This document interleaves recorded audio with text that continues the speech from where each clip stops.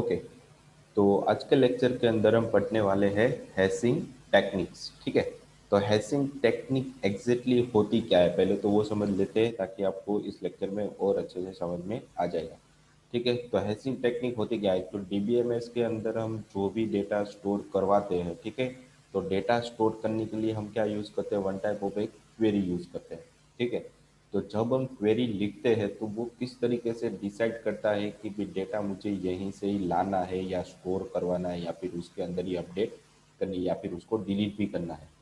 ठीक है, तो जो हम क्वेरी लिखते हैं उस क्वेरी के बेस पे उस फाइल के अंदर, मतलब जो भी डेटाबेस हम टेबल के फॉर्मेट में रिकॉर्ड स्टोर करते हैं वो सारा कुछ एक फाइल स्ट्रक्चर में स्टोर होता है।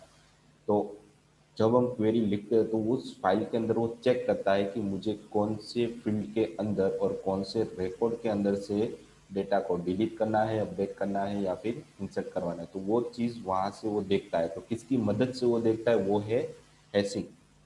ठीक है, किसकी मदद से वो देखती है, सारा कुछ रिकॉर्ड को मेंटेन कौन करता है, हैशिंग टेक्निक्स। ठीक है, तो जो हम क्वेरी लिखते हैं वो क्वेरी ऑटोमेटिकली हैशिंग के अंदर जाएगी और हैशिंग के मुताबिक जिस तरीके से हमने क्वेरी लिखी है वो फाइल के अंदर ढूंढता है। ठीक है, उस तरीके से हमें डेटा देता है या फिर डेटा हमारा इंसर्ट होता है। तो वो जो बीच में टेक्निक यूज होती है क्वेरी और फाइल के बीच में डेटा लाने या ले जाने के लिए, उस टेक्निक को यहाँ पे कहा जाता है हैशिंग टेक्निक। ठीक है, ये उसका ऊपर का कॉन्सेप्ट था। अब हम इसके टॉपिक के बारे में जाने वाले, इसके अंदर जाने वाले कि हैशिंग एग्जैक्टली होती किस तरीके है। तो पहले तो हैशिंग क्या होती है वो मैंने आपको बता दी है। ठीक है, क्वेरी और फाइल के बीच में डेटाबेस के अंदर जो भी इंटरेक्शन होता है वो किस की मदद से होता है, हैशिंग टेक्निक की मदद से होता है। तो उसकी हम डेफिनेशन उसके बारे में पढ़ेंगे, उसके कितने टाइप से, स्टैटिक और डायनेमिक, तो इसके इसके अंदर भी बहुत सारे पार्ट्स है। ठीक है, तो उसके बारे में भी हम इस लेक्चर के अंदर स्टडी करने वाले हैं, मैं आपको इसके बारे में बताने वाला हूँ। ठीक है, तो पहले मैं बता देता हूँ कि टेक्निक और व्हाट इज हैशिंग, किस तरीके से वो यूज़ की जाती है। ठीक है, टेक्निक मैंने बता दिया आपको, उसको किस तरीके से क्या बोला जाता है और किस तरीके से वो डेटाबेस के साथ अटैचमेंट में होती है। ठीक है, किस फॉर्म में होती है उसके बारे में हम डिस्कस करेंगे। उसके लिए यहाँ पे टॉपिक दिया हुआ है कि व्हाट इज हैशिंग। तो यहाँ पे लिखा है इन ह्यूज डेटाबेस स्ट्रक्चर, मतलब हमारे पास बहुत सारा, मैंने आपको प्रैक्टिकल करके भी दिखाया था, सीएमडी के अंदर बहुत सारा डेटा हम एक साथ स्टोर करवा सकते हैं। ठीक है, तो डेटाबेस के अंदर बहुत सारा डेटा रहेगा। तो डेटाबेस का जो स्ट्रक्चर रहता है, ठीक है, उसके अंदर तो यहाँ पे लिखा है कि it is very inefficient to search all the index value and reach the desired data. मतलब अगर मुझे किसी भी तरीके के डेटा को फाइंड करना है तो मेरे पास तो हज़ारों रिकॉर्ड पड़े होंगे, उसके अंदर से वो किस तरीके से डेटा को सर्च करेगा और वो डेटा सर्च करके मुझे देगा, तो उसमें टाइम लगेगा, मतलब वो इनएफिशिएंट है। ठीक है, तो यहाँ पे उसके लिए उन लोगों ने हैशिंग टेक्निक यूज़ की है। मतलब hashing technique is use to calculate the direct location of a data record, मतलब उस पोजीशन पे डिस्क के अंदर जो भी हमारा डेटा पड़ा हुआ है वो सारा डेटा इंडेक्स के मुताबिक वो डेटा हमें फेच करके दे देगा। वो किस लोकेशन पे जाना है वो भी कौन डिसाइड करता है, हमारी हैशिंग टेक्निक डिसाइड करती है कि भाई हमारे फाइल स्ट्रक्चर के अंदर कहाँ पे कौन सा रिकॉर्ड पड़ा हुआ है, तो उसको किसके बेस पे मुझे डेटा उठा के लाना है। तो वो सारा इंडेक्स स्ट्रक्चर के बेस पे वर्क होता है। ठीक है, और हैशिंग टेक्निक के अंदर भी क्या होता है, one type of hashing index structure होता है जिसके बेस पे वो आपको डेटा फैच करके देता है या फिर किस के बेस पे आपको डेटा स्टोर करवाना है वो डिसाइड करके आपको देता है हैशिंग टेक्निक। ठीक है, फिर है कि in this technique data store at the data block, मतलब एक ब्लॉक के फॉर्म में वो डेटा स्टोर होता है इस टेक्निक के अंदर, जिसका address whose address is generated by using hashing function. ठीक है, तो जो भी आप डेटा स्टोर करवाते हो, जब भी डेटा उसके अंदर डेटाबेस के अंदर जाता है तब वहाँ पे वन टाइप ऑफ उसका एक एड्रेस जनरेट होता है। जैसे कि हमारे घर होते हैं तो घर के अंदर बहुत सारे लोग रहते हैं पर उसका एड्रेस क्या है एग्जैक्टली, मतलब उसका नंबर क्या है, घर नंबर क्या है, तो पता होना चाहिए ना। वैसे ही यहाँ पे हमारे पास रिकॉर्ड, बहुत सारे रिकॉर्ड इंसर्ट कर सकते हैं पर उस रिकॉर्ड का एक पर्टिकुलर एड्रेस होता है। ठीक है, तो वो एड्रेस हैशिंग फंक्शन की मदद से जनरेट होता है और अलग से एक डेटा ब्लॉक के अंदर उसको स्टोर कर देता है। ठीक है, इतना पता चला आपको। फिर एक ही the memory location where this record are store is known as data bucket, मतलब जहाँ पे जिस रिकॉर्ड को हमने स्टोर किया है उसका जो भी एड्रेस जनरेट हुआ है, ठीक है, और जो भी एड्रेस उसका जनरेट हुआ है वो कहाँ पर स्टोर हुआ है उसे यहाँ पे बोला जाता है डेटा बकेट या फिर डेटा ब्लॉक्स बोला जाता है, ठीक है। तो डेटा बकेट और डेटा ब्लॉक्स के बारे में आपको क्लियर हो गया कि डेटा बकेट एग्जैक्टली होता क्या है, ठीक है। तो ये थी हमारी हैशिंग, ठीक है। तो इस तरीके से हैशिंग के अंदर डेटा बकेट और डेटा ब्लॉक्स के बेस पे सारा रिकॉर्ड स्टोर होता है। वो डायरेक्टली उस रिकॉर्ड मतलब हजारों रिकॉर्ड पड़े होंगे वहाँ पे वो डायरेक्ट जाके ढूंढने नहीं लगता। उसके लिए बीच में एक एड्रेस होता है, उस एड्रेस के अंदर वो डेटा चेक करता है कि भी यहाँ इसका लोकेशन मुझे कौन से रिकॉर्ड पे भेजना है, ठीक है। तो वो वहाँ से आपको डेटा फेच करके देता है, ठीक है।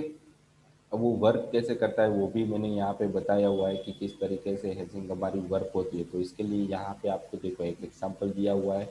तो ये आपका क्या था, यहाँ पे आपको दिया कि 98 100 जॉन दिल्ली, और उसके बाद नीचे की साइड दिया कि 102 मतलब बहुत सारे रिकॉर्ड एक साथ यहाँ पे कंटिन्यूस फॉर्म में रहेंगे, ठीक है। तो बीच में हमें बहुत सारे रिकॉर्ड दिए हुए कि 103 John US, 104 Catherine UP, 105 Honey China, 106 Jackson Delhi.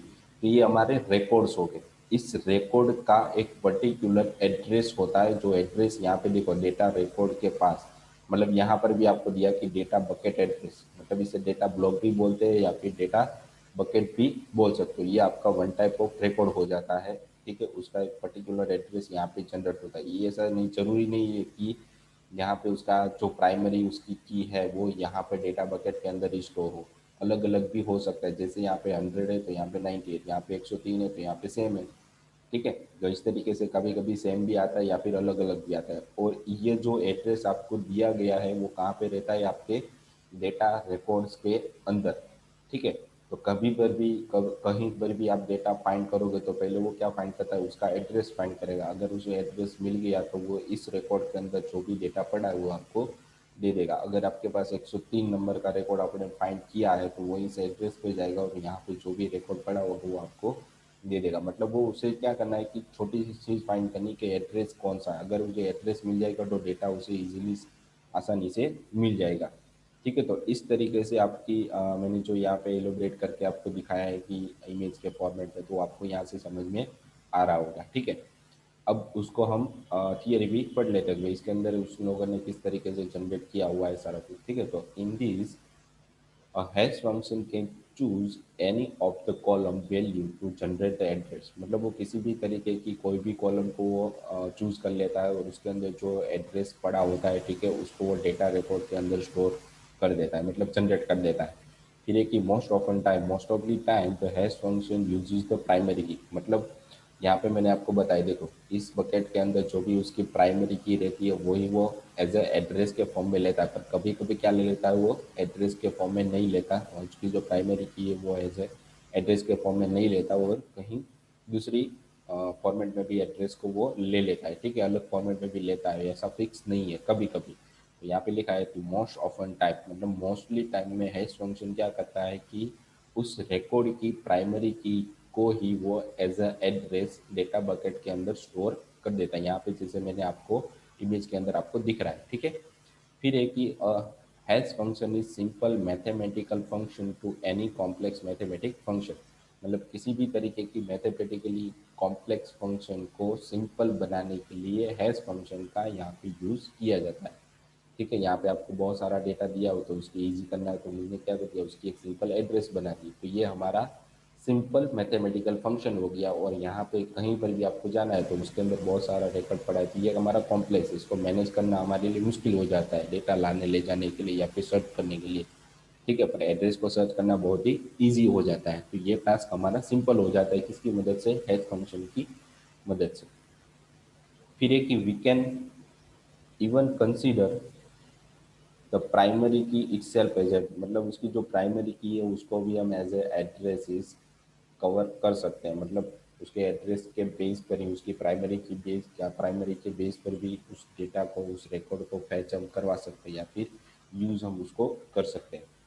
उसके बाद है कि that means each row whose address will be same as a primary key stored in a data blocks, ठीक है, मतलब मैं जिसकी प्राइमरी की और जिसका डेटा बकेट एड्रेस सेम होता है वो ऑलवेज डेटा ब्लॉक्स के अंदर स्टोर रहता है। ठीक है, कहाँ पे स्टोर रहता है? डेटा ब्लॉक्स के अंदर, मतलब यहाँ पे स्टोर रहता है। ठीक है, तो इस तरीके से आपको डेटा किस तरीके से हैशिंग वर्क करती है तो उसके बारे में एक्सप्लेन किया गया है। ठीक है, अब उसके अंदर दो टाइप्स है हैशिंग की। यहाँ पे कितनी टाइप्स है हमारे पास?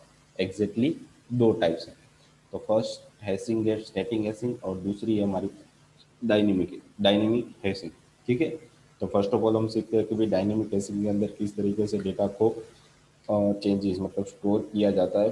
ठीक है, तो यहाँ पे लिखा है स्टैटिक हैशिंग के अंदर, इन static hashing the resultant data bucket address will always be the same. ठीक है, मतलब उसकी जो डेटा बकेट यहाँ पे जनरेट हो रही है वो ऑलवेज क्या रहती है? फिक्स ही रहती है, मतलब यहाँ पे कभी भी चेंज नहीं होगा। अगर आपके पास वो रिकॉर्ड पड़ा है तो उसकी एड्रेस यहाँ पे क्या रहेगी? सेम ही रहेगी, बदलेगी नहीं। उसके एग्जांपल यहाँ पे आपको नीचे दिए हुए हैं। ठीक है, उसके बारे में हम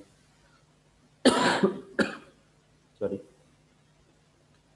ठीक है, यहाँ पे उसके बाद दिया गया कि that means we generate an address for employ ID 103। मतलब गेस करो कि हमने एक एम्प्लॉय का टेबल बनाया है, उस टेबल के अंदर हमारे पास एम्प्लॉय की आईडी है और उसकी आईडी कितनी है यहाँ पे? 103। यूजिंग हैश फंक्शन, मतलब हैश फंक्शन की मदद से उसको फैच करने के लिए ये वहाँ पे मोड यूज होता है। ठीक है, ये मैथमेटिकली फंक्शन है जिसकी मदद से उस डेटा को फैच करने में आपको आसानी रहेगी। तो क्या करता है कि जैसे ही एस फंक्शन हम यूज करते हैं तो mod 5 then it will be result, it always result the same bucket. मतलब 3 नंबर की रिकॉर्डिंग, मतलब इसको डिवाइड करना पड़ता है मोड 5 की मदद से। तो आपका मोड क्या रहता है? 3, तो 103 नंबर का रिकॉर्ड आपको दे देगा। ठीक है, फिर यहाँ पे लिखा है कि there will be no change in bucket, मतलब उस बकेट एड्रेस के अंदर कभी भी उसका एड्रेस चेंज नहीं होगा, वो फिक्स रहता है। ठीक है, इसलिए स्टैटिक बोलते हैं उसे। Hence, in this static hasing, the number of the data bucket in a memory remains constant throughout। जैसे हम कोडिंग के अंदर कांस्टेंट बनाते, फिक्स वैल्यू बनाते, वैसे ही यहाँ पे क्या होता है? स्टैटिक के अंदर जो भी हमने एड्रेस बनाया वो क्या हो जाता है? फिक्स हो जाता है। ठीक है, उसके बाद यहाँ पे क्या लिखा है कि we will have 5 data buckets in a memory use to storage है। मतलब डेटा को स्टोर करने के लिए हमारे पास 5 तरीके की अलग अलग बकेट रहती है। ठीक है, उसके ऑपरेशन भी यहाँ पे आपको दी हुई है। तो पहले तो हम डेटा को फाइंड कर सकते हैं, मतलब सर्चिंग कर सकते हैं। उसके बाद इंसर्ट, डिलीट और अपडेट। तो ये 4 तरीके की ऑपरेशन आप स्टैटिक हैशिंग के साथ कर सकते हो। ठीक है, तो ये हो गई हमारी one type of static hashing. मतलब इसके अंदर एड्रेस जो क्रिएट होता है, बनता है, जनरेट होता है, वो फिक्स रहेगा, वो कभी भी चेंज होगा नहीं। मतलब 103 है तो 103 ही रहेगा, वो कभी चेंज नहीं होगा। उसके बाद डायनेमिक हैशिंग होती है। तो डायनेमिक हैशिंग के अंदर मतलब बकेट बदलते रहते हैं, बकेट बदलता रहता है, बकेट की अंदर की वैल्यू भी यहाँ पे बदलती रहती है। तो पहले डायनेमिक हैशिंग समझ लेते भी उसके अंदर किस किस तरीके से डेटा को एक्सेस किया जाता है। ठीक है, तो यहाँ पे कि dynamic hashing method is use to overcome problem of static hashing like bucket और, मतलब जब भी उसके अंदर डेटा फुल हो जाता है तो होता क्या है कि वहाँ पे बकेट तो हमारे पास फिक्स रहती है। ठीक है, तो उसके अंदर जो भी हमारा रिकॉर्ड रहता है उसकी एड्रेस स्टोर करने के लिए स्टैटिक हैशिंग के अंदर क्या होता है कि फिक्स बकेट होता है। तो वो वहाँ पे अगर मेरे पास डेटा बढ़ गया तो क्या करेंगे? अगर डेटा मेरे पास कम है तो क्या करेंगे? तो स्टैटिक हैशिंग के पास फिक्स बकेट रहते हैं, जबकि डायनेमिक के अंदर जितने रिकॉर्ड आप इंसर्ट करवाते हो या फिर डेटा जो भी ऑपरेशन उसके साथ करवाना है तो उस हिसाब से बकेट बढ़ भी जाएगी और कम भी हो जाएगी। मतलब जितना डेटा रहेगा उस हिसाब से ही बकेट बनती है, या बकेट ज़्यादा हो जाती है या फिर कम हो जाती है। मतलब वो अपने हिसाब से ही बकेट को मैनिपुलेट कर सकता है। मतलब एड्रेस जो रिकॉर्ड आपका स्टोर होता है उस रिकॉर्ड के मुताबिक एड्रेस जनरेट होता है और उस एड्रेस को स्टोर करने के लिए बकेट की ज़रूरत पड़ती है। ठीक है, ताकि हमारी जो क्वेरी है वो सही से चल चल सके। ठीक है, तो उसके लिए यहाँ पे डायनेमिक, तो स्टैटिक में पता चला कि स्टैटिक के अंदर जो भी बकेट रहती है वो किसके हिसाब से रहती है? जो भी डेटा आपने स्टोर करा है उसके हिसाब से रहती है। जबकि डायनेमिक हैशिंग के अंदर क्या होता है कि जिस तरीके से हम डेटा बढ़ाएंगे या कम करेंगे तो उस हिसाब से बकेट ऑटोमेटिकली कम या ज़्यादा हो जाएगी। ठीक है, मतलब अपने आप से ही बकेट को इंक्रीज और डिक्रीज कर सकता है। तो इसके बारे में नीचे भी आपको एक्सप्लेन किया हुआ है। इन this method data bucket grow and shrink, मतलब बढ़ना और कम होना एज अ रिकॉर्ड, मतलब किसके बेस पे, रिकॉर्ड के बेस पे वो इंक्रीज होगी या फिर डिक्रीज, मतलब जैसे आपके रिकॉर्ड बढ़ेंगे उसके अंदर तो बकेट ऑटोमेटिकली बढ़ जाएगी, जैसे ही रिकॉर्ड कम होगी डिक्रीज होगी तो वो ऑटोमेटिकली श्रिंक हो जाएगी, मतलब कम हो जाएगी। ठीक है। This method is also known as extendable hashing method, मतलब ये क्या हो जाए कि डायनेमिक हैशिंग के अंदर भी इस टेक्निक को यहाँ पे कहा जाता है एक्सटेंडेबल हैशिंग, मतलब जब भी जरूरत ही वो एक्सटेंड हो जाएगा, जब भी जरूरत हो वो कम हो जाएगा। ठीक है, तो इस तरीके से डायनेमिक हैशिंग के अंदर बकेट मतलब एड्रेस जो स्टोर होता है वो ऑटोमेटिकली ग्रो या श्रिंक कर सकते हैं बेस्ड ऑन रिकॉर्ड्स। ठीक है। This method make hashing dynamic, मतलब ये एक्सटेंडेबल हैशिंग मेथड है, वही उसी मेथड को यहाँ पे क्या बोला जाता है, डायनेमिक हैशिंग। तो यहाँ पे उसके एग्जांपल भी दिए गए हैं कि इट अलाउज इंसर्शन और डिलीशन विदाउट रिजल्टिंग इन पुर फॉर्म, मतलब कितने भी रिकॉर्ड आपके पास पड़े होंगे तो उसके अंदर जो इंसर्शन और डिलीशन के जो ऑपरेशन हो रहे हैं उसके अंदर परफॉर्मेंस में कोई भी दिक्कत आपको नहीं आएगी। ठीक है। फिर उसके बाद दिया गया कि हाउ टू सर्च की, मतलब जो हम बकेट बनाइए, जो भी एड्रेस हमारा बना है, ठीक है, उसको हम किस तरीके से फाइंड कर सकते हैं, मतलब इसके अंदर हैशिंग टेक्निक के अंदर वो किस तरीके से फाइंड करता है, तो उसके बारे में भी की पॉइंट उसके यहाँ पे लिखे हुए हैं। ठीक है, तो उसके बारे में पहले बताया कि हाउ टू सर्च की, मतलब की को किस तरीके से फाइंड किया, तो उसके बाद ही हम रिकॉर्ड के पास पहुंच सकते हैं। तो फर्स्ट उसने क्या लिखा है कि calculate the hash address of the key, मतलब वो फर्स्ट ऑफ ऑल क्या करता है कि उसकी जो हैश एड्रेस होती है उसको वो क्या करता है कि कैलकुलेट करवाता है। ठीक है, फिर उसके अंदर चेक करता है कि check how many bits are used in directory and this bit are called as a I, मतलब उसके अंदर जो भी डेटा रहता है, जो भी बिट्स के फॉर्म में डेटा रहता है, एड्रेस रहता है, उसको वो चेक करता है कि इसके अंदर कितने बिट्स है। ठीक है, और उस बिट्स को वो क्या नाम देता है, आई। ठीक है, उसके बाद तीसरा है कि टेक अ लिस्ट सिग्निफिकेंट, मतलब उसके अंदर आपने जो एड्रेस है वो 0101 फॉर्मेट के अंदर स्टोर हुआ, कन्वर्ट हो गया है, तो उस 0101 के अंदर उसके जो लास्ट बीट होते हैं उसको भी चेक करता है, मतलब take least significant I bit of the hash है, मतलब लास्ट के जो बीट्स रहते हैं उसे वो चेक करता है। This gives an index of detective, मतलब वही उसकी क्या बना देता है, इंडेक्स बना देता है। ठीक है, उसका एग्जांपल नीचे दिया हुआ है तो हम उसके बारे में इसके नीचे की स्लाइड में हमने पढ़ने वाले हैं। ठीक है, तो पहले मैं यहाँ पे बता देता हूँ कि now using index go to directory and find the bucket address where record might be, जहाँ पे आपका रिकॉर्ड पड़ा होगा और उस डायरेक्टरी के अंदर, उस फाइल के अंदर वो जाएगा। तो इस तरीके से सर्चिंग होती है, मतलब डेटा को ढूंढा जाता है। ठीक है, तो उसकी एग्जांपल यहाँ पे आपको दी हुई है आई थिंक, और उसके बाद इंसर्ट भी किया हुआ है। तो उसके अंदर इंसर्ट या उस डेटा को फाइंड किस तरीके से किया जाता है तो बाद में हम इंसर्ट पे आते हैं। ठीक है, तो पहले हम समझ लेते हैं कि उसको किस तरीके से मैनिपुलेट किया जाता है। यहाँ पे देखो एग्जाम्पल के तौर में क्या दिया हुआ है कि हमारे पास बहुत सारे हैश एड्रेस है, तो किस फॉर्म में 010 फॉर्मेट में अंदर पड़े हुए हैं।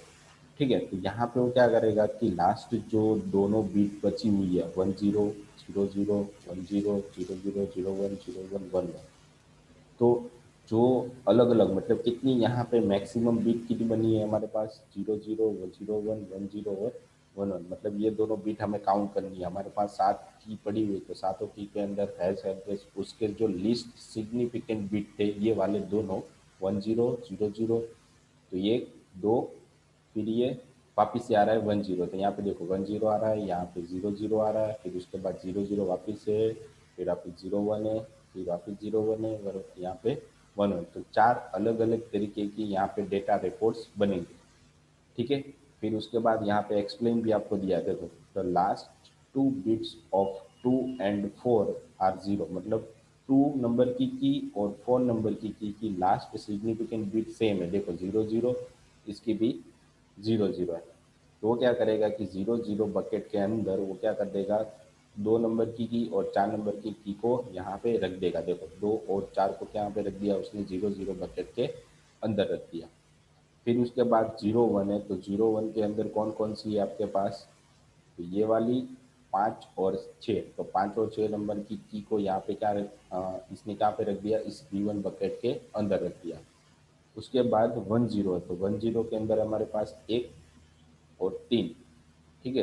तो यहाँ पे 10 बकेट के अंदर की कौन सी डालनी, फर्स्ट और 3, तो इसको उन्हें दे दिया B2। उसके बाद बचा हमारे पास 7 नंबर की, मतलब 11 के अंदर हमारे पास एक ही की पड़ी हुई, तो उसने यहाँ पे 7 को ऐड कर दिया, ठीक है। तो इस तरीके से यहाँ पे आपको उसकी एक्सप्लेनेशन दी हुई है, ठीक है। तो इस तरीके से हमारा जो भी डेटा डायनेमिकली हम स्टोर करवाते हैं, ठीक है, तो वो सारा रिकॉर्ड डायनेमिकली इस तरीके से वो बीट के फॉर्म में एड्रेस को कन्वर्ट करने के बाद, ठीक है, उस की को उस बकेट के अंदर स्टोर करवा देता है, ठीक है। तो वापस हम चलते हैं कि इंसर्ट किस तरीके से होता है। तो firstly you have to follow the same procedure of retrieval, मतलब जिस तरीके से डेटा को हम सर्च करते हैं, फेच करते हैं, उसी तरीके से इस प्रोसीजर को फॉलो करना है। And ending of same bucket, मतलब वो जिस तरीके से जिस बकेट के अंदर वो एंडिंग हो रहा है उसी तरीके से। If there is a still space in bucket then place the record in it, मतलब अभी भी इसके अंदर बकेट के अंदर स्पेस बची हुई है, तो क्या करेगा, उस रिकॉर्ड को उसके अंदर वो स्टोर करेगा। मतलब इस बकेट के अंदर अगर फिक्स रहता है कि भाई इतनी डेटा आप स्टोर कर सकते हो, ठीक है, तो उतने ही रिकॉर्ड इसके अंदर स्टोर है। अगर 2 आपने दिए तो 2 ही रिकॉर्ड स्टोर करते हो, उसने अगर यहाँ पे 3 दिया तो एक साथ 3 रिकॉर्ड भी स्टोर हो सकता है। मतलब जिस तरीके से डेटा को डिस्ट्रीब्यूट किया जाता है उसी तरीके से, जैसे एल्गोरिदम बनाई जाती है तो उसी फॉर्म में उसको रीडिस्ट्रीब्यूट किया जाता है यहाँ पे, ठीक है। ये आपको समझ में आ गया अभी किस तरीके से डायनेमिक हैशिंग को अचीव किया जाता है, ठीक है। यहाँ पे उसकी एग्जांपल आपको दी हुई है। और उसके बाद डायनेमिक हैशिंग बहुत ही ज़्यादा यूज होने वाली है, तो उसके एडवांटेज यहाँ पे आपको दिए गए, ठीक है। तो यहाँ पे फर्स्ट एग्जांपल आपको फर्स्ट एडवांटेजेस दिया गया है कि in this method the performance does not decrease as the data grow in a system, मतलब जिस तरीके से यहाँ पे डायनेमिक हैशिंग के अंदर डेटा बढ़ेगा तो उसका परफॉर्मेंस लो नहीं होता, ठीक है। यहाँ पे क्या लिखा है, तो performance does not decrease as a data grow, जिस तरीके से सिस्टम के अंदर डेटा बढ़ेगा तो उसका परफॉर्मेंस एज इट इज़ रहेगा, उसके अंदर कोई चेंजेस नहीं होगा। फिर उसके बाद लिखा है कि it simply increase the size of memory to accommodate data, मतलब डेटा के हिसाब से वो अपनी साइज ऑटोमेटिकली इंक्रीज कर सकता है, पर उसके परफॉर्मेंस के अंदर किसी भी तरीके की डाउन फ्लो नहीं आएगा। वो जैसा है, जिस तरीके से वर्क कर रहा है उसी तरीके से डेटा आपको देगा। फिर उसके बाद एक in this method memory is well utilize, मतलब मेमोरी को हम अच्छी तरीके से यूज़ कर सकते हैं। क्यों? क्योंकि उसके अंदर डेटा ऑटोमेटिकली डेटा के मुताबिक उसकी मेमोरी बढ़ सकती है और श्रिंक हो सकती है। There will be not any unused memory, मतलब उसके अंदर किसी भी तरीके की अनयूज मेमोरी ऐसे ही पूरी नहीं होगी, ठीक है। तो इसका बेस्ट एग्जांपल एडवांटेजेस हो जाता है। उसके बाद देखिए this method is good for dynamic database, मतलब डायनेमिक डेटाबेस के लिए डायनेमिक हैशिंग टेक्निक बहुत ही यूज़ होने वाली टेक्निक्स हैं, क्योंकि डेटा यहाँ पे डायनेमिकली बढ़ता है और कम होता है, ठीक है।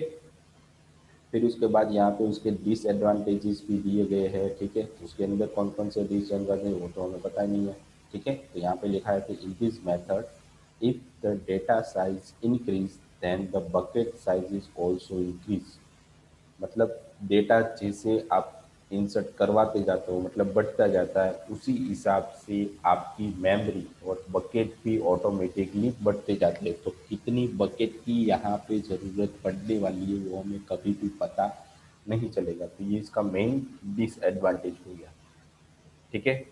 फिर उसके बाद है कि this address of data will be maintain in bucket address table, मतलब जो भी डेटा आप स्टोर करवाते हो, ठीक है, उस वही डेटा आपका कहाँ पर भी स्टोर होता है, बकेट टेबल के अंदर, मतलब उसी टेबल के अंदर एक अलग से जो हमें दिखाई नहीं देता, जो लॉजिकल होता है, ठीक है। और हमें जो डेटा दिखाई देता है वो हमारा फिजिकल होता है। तो जैसे हम डेटा स्टोर करवाते हैं तो ऑटोमेटिकली वहाँ पे क्या हो जाता है कि एक एड्रेस बकेट भी टेबल के अंदर ऑटोमेटिकली बनता है, ठीक है।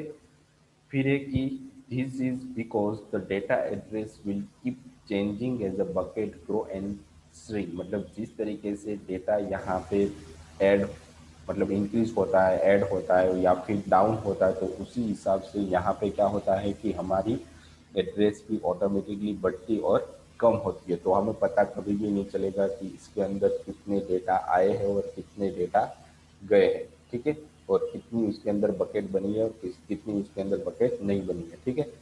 फिर है कि if there is a huge increase data, मतलब इसके अंदर बहुत सारा डेटा इंक्रीज हो रहा है, तो maintaining bucket address table become a tedious, मतलब उसको संभालना बहुत ही मुश्किल हो जाता है, ठीक है। फिर है कि in this case the bucket overflow situation will also अकर, मतलब इसके अंदर कितना भी रिकॉर्ड हम एक साथ स्टोर करवाते हैं तो वो मेंटेन करना हमारे लिए मुश्किल हो जाता है, ठीक है। उसके बाद है कि but it might take a little time to reach the situation then static gassing, मतलब स्टैटिक गैसिंग की तरह ही हमारी डायनेमिक गैसिंग भी हो सकती है, ठीक है। तो उस सिचुएशन में पहुंचने के लिए हमारे पास डेटा बकेट ओवरफ्लो होता है तब, ठीक है, पर वो बहुत ही कम टाइप होता है, ठीक है, क्योंकि इसके अंदर बहुत सारा डेटा आप एक साथ स्टोर करवाओगे तो उसकी एड्रेस के अंदर कोई फ़र्क नहीं पड़ती, क्योंकि हमारे पास मेमोरी की और या डेटा स्टोर करवाने की कोई कमी नहीं है, ठीक है।